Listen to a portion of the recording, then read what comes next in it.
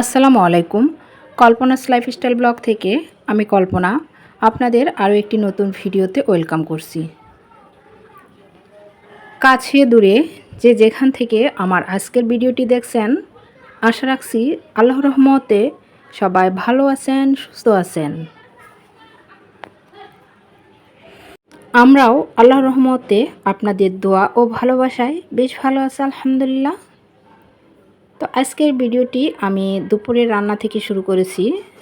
তো এখানে দুপুরে রান্নার জন্য প্রিপারেশন চলছে।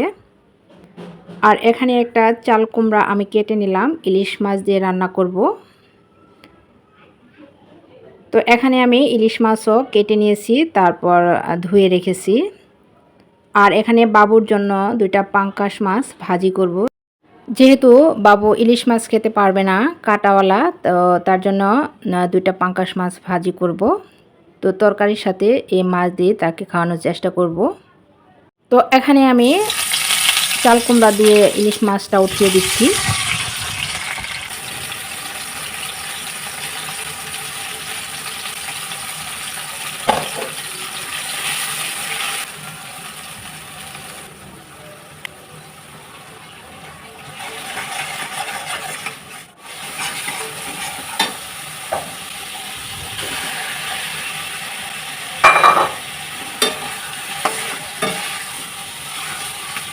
মাছটা আমি কষাতে দিলাম, এদিক দিয়ে কুমড়াটা ধুয়ে নেই।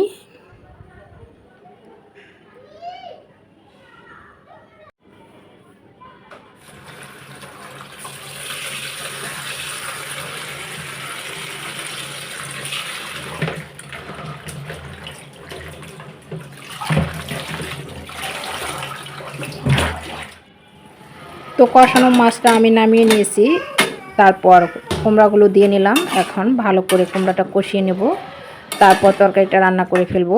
তো ভিডিওর এই পর্যায়ে আপনাদের কাছে ছোট্ট একটা রিকোয়েস্ট করে নিচ্ছি, প্লিজ ভিডিওতে একটি লাইক দিয়ে দিবেন। আপনাদের একটি লাইকই এই ভিডিওটি আর অনেকের কাছে পৌঁছাতে সাহায্য করবে। আর যদি খুব বেশি ভালো লেগে যায়, প্লিজ চ্যানেলটি সাবস্ক্রাইব করে দিবেন এবং পাশে থাকা বেল অপশনটি প্রেস করে দিবেন। এতে করে আমি নতুন কোনো ভিডিও ছাড়ার সাথে সাথে নোটিফিকেশন আপনার মোবাইলে চলে যাবে। আর যারা কাজটি অলরেডি করেছেন তাদেরকে অসংখ্য অসংখ্য ধন্যবাদ। তো তরকারিটা নামিয়ে এখন আমি মাছটা ভাজি করে নিচ্ছি।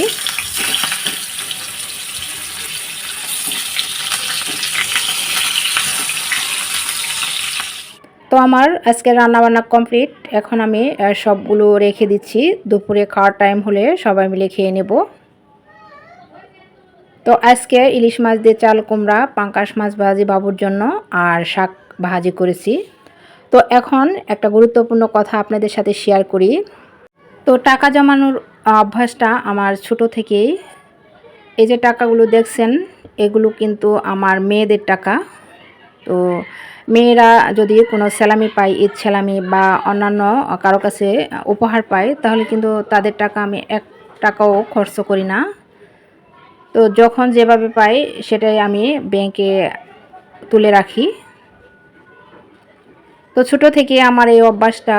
আমি বিয়ের আগেও অনেক টাকা সঞ্চয় করেছিলাম। তো সঞ্চয় করে করে আমি ছোট ছোট শখ পূরণ করি। তো এখানে আমার মেয়েদের ঈদের যে স্যালামির টাকাটা, সেটা আমি ব্যাংকে রাখবো। তো এখানে দেখেন আমি একটা গহনা দেখাচ্ছি, এটা হচ্ছে একটা ব্রেসলেট। এই ব্রেসলেটটা কিন্তু আমি একটু একটু করে ব্যাংকে টাকা জমিয়ে তারপর বানিয়েছি।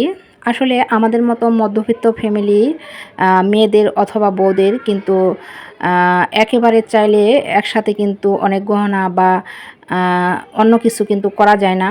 একটু একটু করে টাকা জমিয়ে কিন্তু করতে হয়। তো এই ব্রেসলেটটা আমি সম্পূর্ণ ব্যাংকে জমানো টাকা দিয়ে বানিয়েছি। তো ব্রেসলেটটার ওজন 7 আনার মতো। আর এখানে এই যে পাথরের যে একটি আংটি, এটাও কিন্তু আমি একটু একটু করে টাকা জমিয়ে তারপরে বানিয়েছি। আসলে একটু একটু করে কিছু টাকা জমাই, তারপর যদি কিছু শর্ট পড়ে তাহলে রামিসার বাবার কাছ থেকে নেই। আর এই যে একটা ছোট রিং আংটি, এটা আমার বিয়ের আগে বানিয়েছি। এটা কিন্তু আমি একটু একটু করে টাকা জমিয়ে বিয়ের আগে কিন্তু এই গয়নাটা বানিয়েছি। তো আমার অনেক গহনাই কিন্তু আসলে ছোট ছোট করে বানানো যে গহনাগুলো, এগুলো আমি নিজে জমানো টাকা দিয়ে, আমার নিজের জমানো টাকা দিয়েই আমি বানিয়েছি। তো এই ছোটো ছোটো গয়নাগুলো কিন্তু আসলে আমি টাকা জমিয়ে জমিয়ে কিন্তু বানিয়েছি। আসলে কাপড় চোপড় বা অন্যান্য জিনিস কিনে টাকা নষ্ট করার চেয়ে যতটুকু প্রয়োজন সেগুলো ততটুকুই কিনে তারপর বাকি টাকা এভাবে জমিয়ে কিন্তু গহনা বানানো যায়। আর এই যে চেনটা, এটাও আমি বিয়ের আগে টাকা জমিয়ে জমিয়ে তারপর বানিয়েছিলাম। এই চেনটা আমি সবসময় পরি, এই বল সহ। তো এখন মেয়েদের টাকা আমি এভাবেই জমা করি, তারপর ছোট ছোট কিছু গহনা বানিয়ে রাখি। তো আমার টাকা জমানোর একমাত্র মাধ্যম হচ্ছে মেয়েরা যদি কোনো টাকা পায় সেটা, তারপর রামিসার বাবার কাছ থেকে মাঝে মাঝে নেই। আর রামিসাকে যেহেতু স্কুলে নিয়ে যায়, তো স্কুল ভাড়া থেকেও কিছু টাকা জমে। এভাবে করে আমার টাকাগুলো জমিয়ে আমি রেখে দেই। আমার জমানো টাকা থেকে কিন্তু আমি ১ টাকাও সংসারের জন্য খরচ করি না। এগুলো আমি আমার নিজের শখ পূরণ করি।